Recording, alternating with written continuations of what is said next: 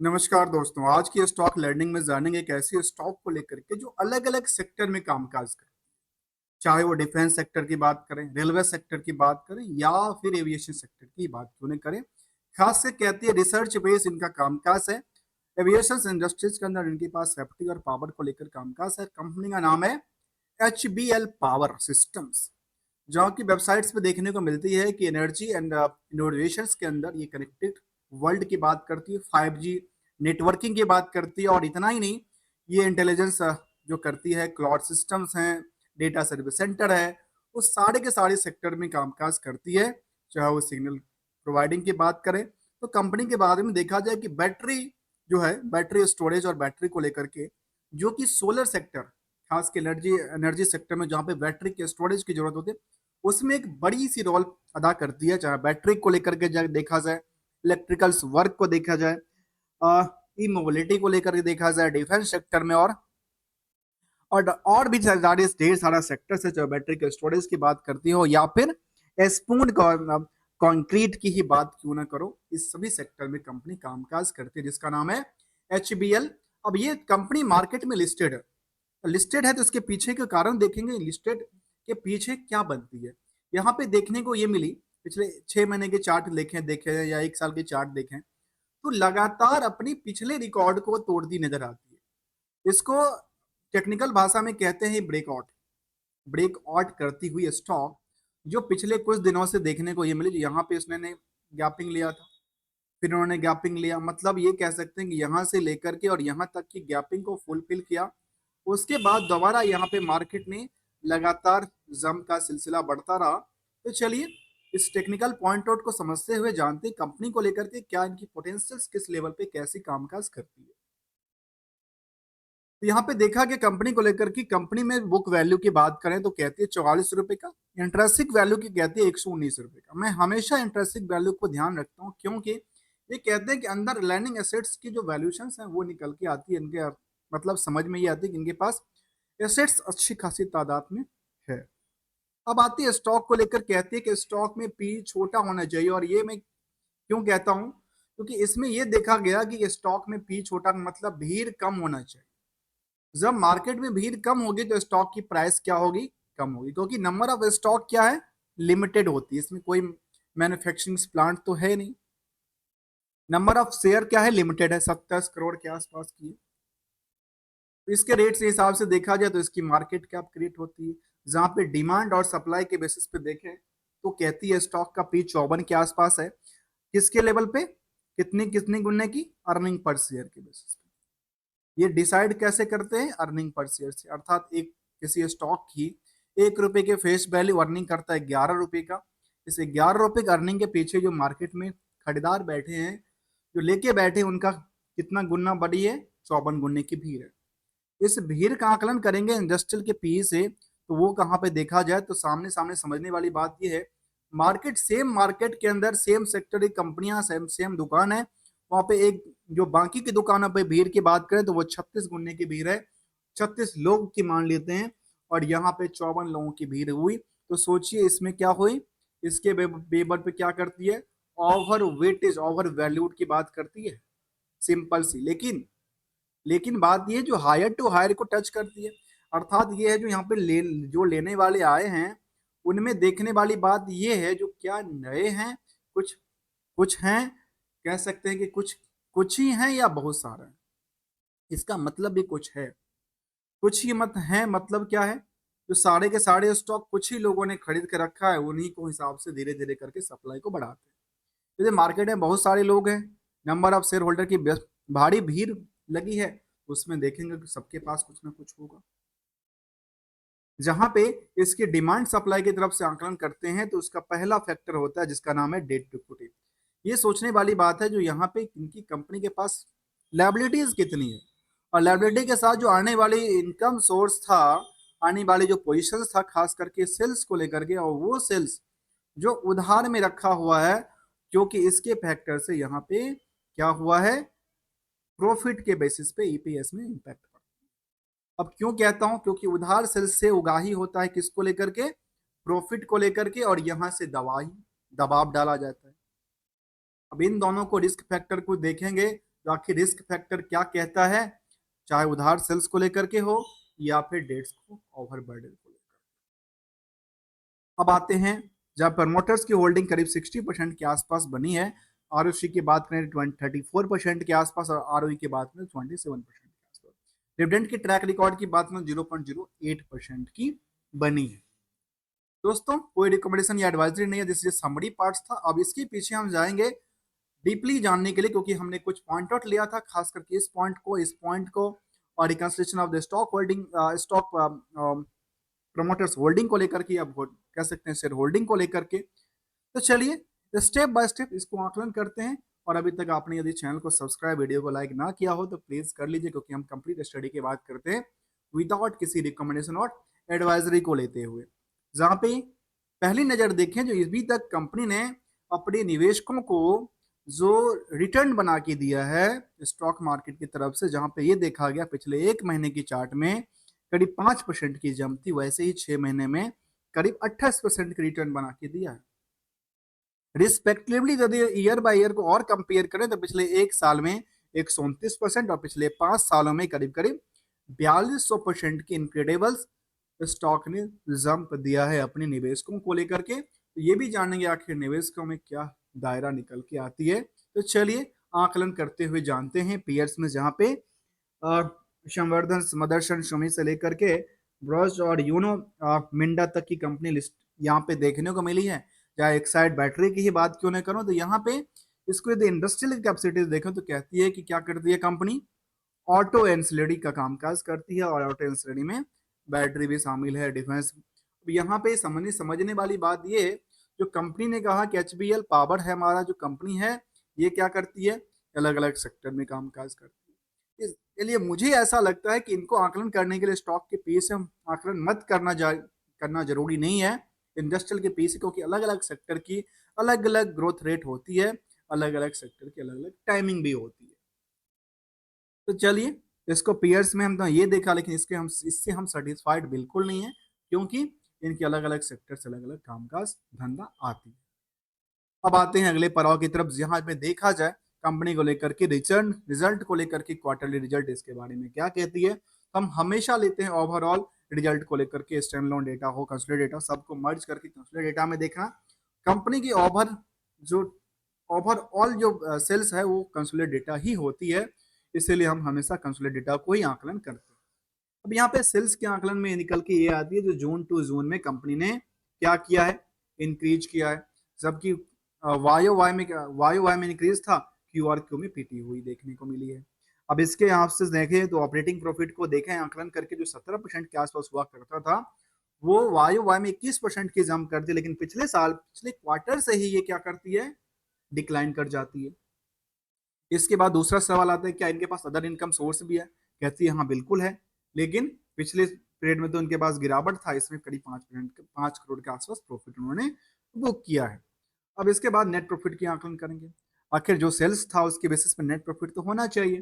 तो net profit की बात करें तो नेट प्रॉफिट के बारे में कंपनी ने आकलन दिया, और आकलन ये दिया जो हमें टॉप ऑफ द क्वार्टर का तो अवार्ड मिलना ही चाहिए, क्योंकि हमने क्वार्टर ऑफ क्वार्टर लगातार क्या किया है, ग्रो लेबल किया, और लास्ट 12 महीने के डेटा में क्या किया था, लास्ट जो जून का डेटा था वहां पे आकर के पिटा था कितना से, नियरली 1 करोड़ से। मतलब ये कह सकते जहां यहाँ के आसपास नहीं पहुंची है, थोड़ा सा इसमें हल्का गिरावट है। देखिए परसेंटेज आप देखें तो काफी कम ही मिलेगा।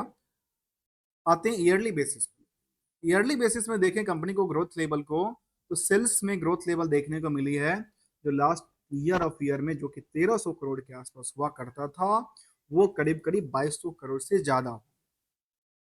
अब यदि 12 महीने का डेटा का ही आकलन करें तो वो भी करीब 2286 करोड़ के आसपास होती है। मतलब ये देखा जाए, चाहे इस पीरियड से देखें या इस पीरियड से, तब लगातार क्या हो रहा है, जंप का सिलसिला बढ़ा हुआ है।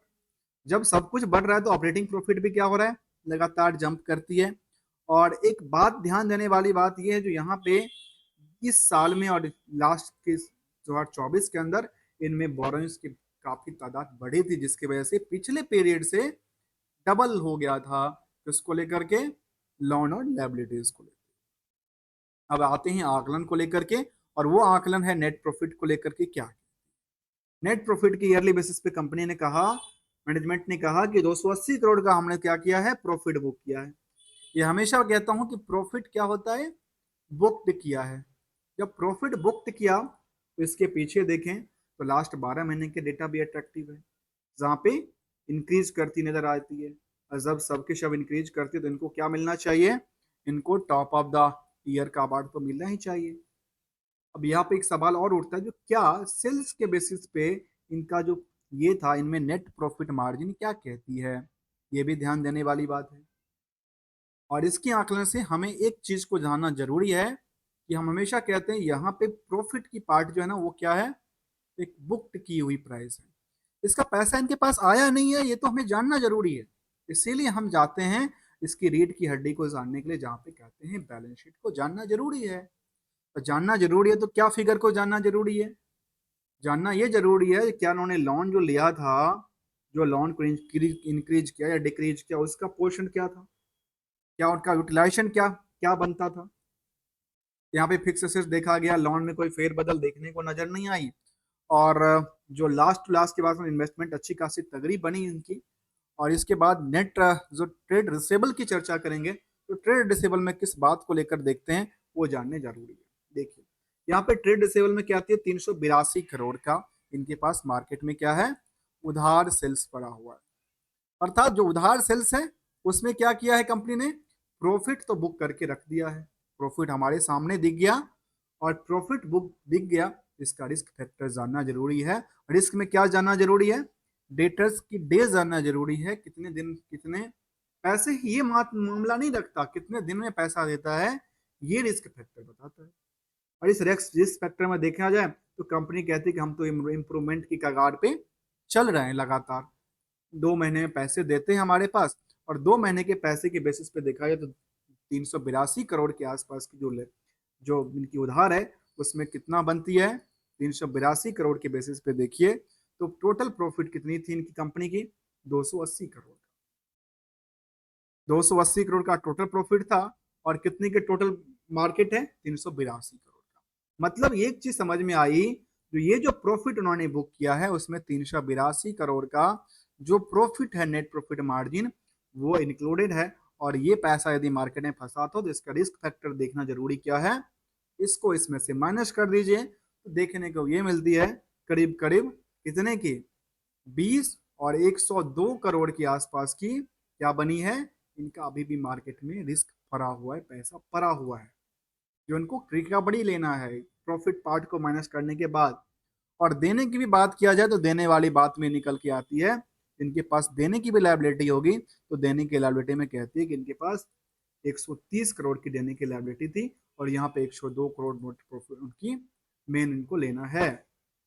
समझ में कुछ आई, नहीं तो बिल्कुल कमेंट करके बताइए, क्योंकि आपकी फीडबैक की हमें जरूरत रहती है, आपकी फीडबैक हमारे लिए वैल्यूबल्स हैं। चलिए अब आते हैं आकलनों को सिलसिला को बढ़ाते हुए, और देखेंगे इस पार्ट को लेकर के, जहां पे ये देखने को मिला है जो कंपनी की ओवरऑल सेल्स को लेकर देखें तो सेल्स के बारे में कंपनी ने कहा हमारा ग्रो लेवल क्या कहती है, नियरली 35% 3 साल में। कंपाउंड सेल्स की बात लगातार अच्छी खासी बनी है, स्टॉक प्राइस भी लगातार जंप करती है, रिटर्न इक्विटी की बात करती है वो भी नियरली 20% के नियर अबाउट द घूमती नजर आती है। मतलब ये चारों के चार इनको इंडिकेटर क्या कहती हैं, इनको बैक सपोर्ट देती नजर आती है, जिसको कहते हैं हिस्टोरिकल डेटाबेस। हिस्टोरिकल डेटाबेस इनकी इनकी परफॉर्मेंस के पीछे जाती है। अब सवाल उठता है क्या इनका जो टेक्निकल चार्ट की तरफ देखें, चाहे 1 महीने की चार्ट को देखें, तो क्या यहाँ पे सस्टेनेबल करने लायक है या नहीं है। कई सारे सवाल होते हैं मन में कि क्या यहाँ पे सस्टेन कर पाएगी या नहीं। तो देखने वाली बात यह है कि यहाँ सस्टेन तो बिल्कुल करेगी, और देखने वाली सबसे बड़ी बात है कि वॉल्यूम क्या आ रही है मार्केट में, क्या जो बेचने के लिए आ रहे हैं या खरीदने के लिए आ रहे हैं, वहां पे क्या है। क्योंकि वॉल्यूम जब भी मार्केट में आएगा तो कुछ बड़ी चीज लेके आएगी, या तो बड़ी गिरावट का संकेत देगा या फिर बड़ी उछलती हुई नजर आएगी, यदि बड़ी वॉल्यूम की बात। अब एक चीज और निकल के आता है मार्केट में, बॉडी वॉल्यूम आती क्यों है, एक सवाल हुए तो बड़ी वॉल्यूम आने का मतलब ये है जो कुछ या तो बड़े जो इन्वेस्टर्स हैं वो अपने यहाँ से फंड को निकाल रहे हैं, और एक यहाँ पे अपनी फंड को क्या कर रहे हैं, बुकिंग में लगा रहे हैं। एक एक अपनी प्रॉफिट बुक कर रहे हैं, और एक अपनी प्रॉफिट एक्सपेक्टेड फ्यूचर ग्रोथ को लेकर के वहां पे अपनी फंड को डाल रहे हैं। और यहाँ पे ध्यान देने वाली बात यह है, जब भी मार्केट में एवरेज के आसपास ही मार्केट करती रहे, भले मार्केट 5% गिरे या 10% गिरे, कोई फर्क नहीं पड़ता, क्योंकि वहां पे क्या है, खरीदार बड़े इन्वेस्टर्स नहीं बैठे हैं वहां पे। क्या है, वहां पे छोटे से ऐसे जो कि डेली रेगुलर ट्रेडिंग वाला पर्पस है, उसमें कामकाज करती नजर आती है। तो यहाँ पे बड़ी सी बुल रैली थी, रैली के बाद लगता है कि यहाँ पे सस्टेन कर सकती नजर आती है। दोस्तों कोई रिकमेंडेशन या एडवाइजरी नहीं है, जानेंगे इसकी नेक्स्ट अपडेट को लेकर के, जहां पे ये भी देखा गया जो कंपनी को लेकर के, यदि हमने देखा यहाँ पे चाहे रिवेन्यू मॉडल को लेकर के वाई वाई की ग्रोथ की बात देखा जाए या 54% के आसपास, या ओवरऑल इबिटा की बात यदि 42% तक की निकल के आती है, उसके पीछे शेयर होल्डिंग पैटर्न को भी जानना जरूरी है, क्योंकि शेयर होल्डिंग के लिए बारे में हमने कहा था कहाँ पे, समरी डेटा के अंदर, जो यहाँ पे जानना जरूरी है, क्या कुछ नए नए एंट्री हो रही है, आप सबके सब पुराने एग्जिट करके निकल रहे हैं, ऐसा सवाल तो नहीं है मन में। और यदि ये है तो चलना चाहिए हमें इन्वेस्टर की मूड की तरफ। जहां पे शेयर होल्डिंग की बात करें तो ये वो डेटा है जो कि कट ऑफ डेट पे निकलता है। मैं ये नहीं कह रहा हूँ कि आज के टाइम में इतने लोग होंगे मार्केट, मुझे लगता है कि आज के टाइम में यदि मार्केट बुल किया है, इससे ज्यादा लोग होंगे, सो सकते हैं, या कई बार कम भी हो सकते हैं, क्योंकि ये आज का डेटा नहीं है, 30 जून तक की कट ऑफ डेटा है। इसमें डेटा में क्या होती है, प्रमोटर्स ने अपनी पोजीशन को क्या कर रखा है, 59% के आसपास, नियर अबाउट द सेम रही है। एफ आई की पोजीशन में क्या हुई, एफ आई ने पोजीशन पे देखने को ये मिली कि पिछले 2 क्वार्टर से नियर अबाउट थोड़ा करके इंक्रीज करती है। ठीक है, डीआई की बात करें तो डीआई के पास क्या कहती है, डीआई ने अपनी पोजीशन को क्या किया है, यहाँ पे बढ़ाया है। जब डीआई यहाँ पे बढ़ाया तो पोजीशन शिफ्ट कहाँ से किया, पब्लिक से शिफ्ट करती नजर आई है। एक नजर डालते हैं इसके पीछे, आखिर कौन से ऐसे बड़े बिग बुल्स या बड़े डीआई मौजूद हैं। तो वैसे बड़े डीआई की कोई चर्चा निकल के नहीं आती है। पब्लिक होल्डिंग की बात करें तो पब्लिक होल्डिंग में 35% की होल्डिंग है, और वो ये देखा जाए तो नंबर ऑफ शेयर होल्डर जो लिस्ट आउट है एज ऑन टाइम फ्रेम, उसका क्या आकलन है, उसमें कहने को देखने को ये मिली, जो टाइम फ्रेम में देखा जाए तो देखिए मार्केट डिमांड कैसे बढ़ी, ये भी चर्चा देखना जरूरी है, इसलिए क्योंकि 1,67,000 के आसपास हुआ करते थे, 1,51 के आसपास। आज मानिए मार्केट में कितने लोग आ गए इस स्टॉक के प्रति, 3,32,000। जब ये भीड़ खड़ी हुई, यही भीड़ का नाम है जो कहते हैं स्टॉक का पी। स्टॉक में जितनी ज्यादा भीड़ आएगी उतनी ज्यादा पी क्या होगा, इंक्रीज करोगे, क्योंकि मार्केट की क्या होगी, प्राइस बढ़ेगी, डिमांड बढ़ेगी, क्योंकि सप्लाई तो इतना ही है, टोटल नंबर ऑफ यही है, 27 करोड़ के आसपास, 28 करोड़ मान लेते हैं। उसी में क्या होगा, मार्केट में डिमांड और सप्लाई घटती बढ़ती नजर आती है, किसके बेसिस पे, सेंटिमेंटल और पॉलिसीज के बेसिस पे। तो सेंटिमेंटल के बारे में फिलहाल ऐसा कोई अब आकलन निकल के नहीं आता है, केवल और केवल हमने ये देखा, ये फैक्टर को देखा। यहाँ पे शेयर होल्डिंग पैटर्न में इंडिविजुअल की आदात की बात करें केवल और केवल, तो इंडिविजुअल की लिस्ट काफी बड़ी है, करीब करीब देखा है तो 30% तो कंप्लीटली इंडिविजुअल बैठे हैं, जिनके पास शेयर की बात करें तो 7-8 करोड़ के आसपास के शेयर शेयर है।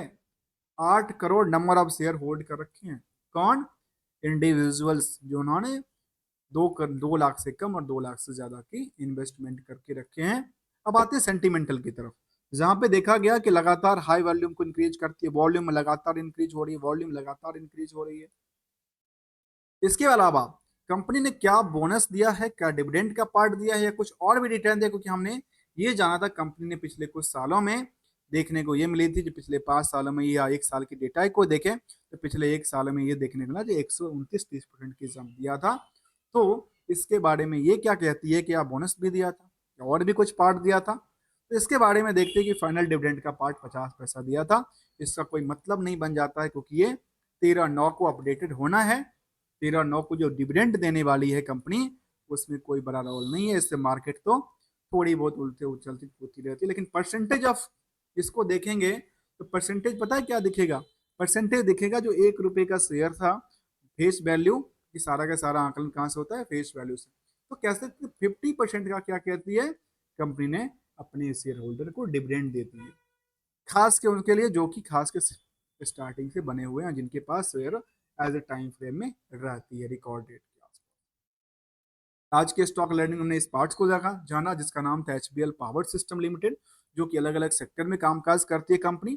अब यहाँ पे एक सवाल और उठता है, क्या सेक्टर वाइज इनका परफॉर्मेंस लेवल क्या कहता है?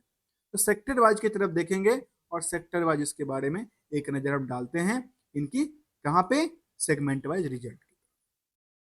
सेगमेंट वाइज रिजल्ट है तो चलिए अच्छी बात है, और यहाँ सेगमेंट वाइज रिजल्ट भी इनका निकल के आ गया। उसमें कंपनी ने अपडेट किया कि हमारे पास जो रिजल्ट है, इंडस्ट्रियल बैटरी सबसे ज्यादा मात्रा में बनाती है, Dickens and the aviation batteries भी बनाती है कंपनियां। इसके अलावा इलेक्ट्रॉनिक्स आइटम बनाती है, और द अनएलोकेटेड भी है, डिफेंस सेक्टर में फिलहाल कोई भी बैटरी जैसे नहीं बनाती है। और खास के सेक्टर का काम क्या है, बैटरी बनाती है कंपनी, तो बैटरी के ऊपर ही कामकाज करती है। और ओवरऑल कंपनी ने कहा कि हमारे पास सेल्स में सबसे ज्यादा देखने को मिला इंडस्ट्रियल बैटरी बनाती है, जो कि सोलर के लिए हो सकता है, डेटा सेंटर के लिए हो सकता है, या फिर गाड़ी के लिए हो सकता है, बाकी सारी चीज जैसे कि एक्साइड और बाकी सारी चीजों से कंपेरेटिव किया जा सकता है। चलिए इसी पड़ाव को आगे बढ़ते हुए देखा जाए कि आखिर यहाँ पे जो परफॉर्मेंस लेवल की बात करें सेक्टर वाइज के लेवल पे, वो क्या कहते हैं जिस सेक्टर में इसको BSE ने अपने पास जगह दे रखा है।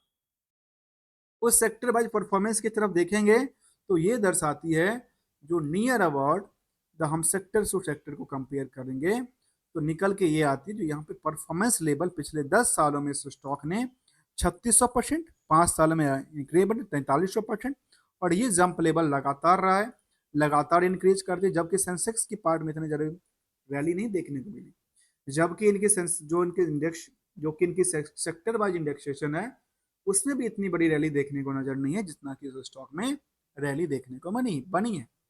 नियरली 10 सालों के डेटा बेसिस को लेते हुए हमने समझने का प्रयास किया, जबकि नंबर ऑफ शेयर भी काफी अच्छी खासी तादाद में इसकी सेलिंग होती है, प्रेशर्स में रहती है, ट्रेडिंग के अंदर होती है, लिक्विडिटी बनी रहती है। तो दोस्तों thank you so much for joining here. हमने कोई रिकमेंडेशन या एडवाइजरी आपको नहीं दिया है, किसी भी इस तरह के एडवाइस के लिए आप अपने एडवाइजर्स या बाकी आपके जो नियरेस्ट एडवाइजर्स होंगे उनसे आप कनेक्ट कर सकते हैं, फाइनेंशियल एडवाइजर्स जो खास के उस बातों को ध्यान रखेंगे, जो खास किस मार्केट में जो कि रजिस्टर्ड होंगे, आप उनसे सलाह लें तो शायद बेटर हो सकता है for the compare to the others. Thank you so much for joining here दोस्तों।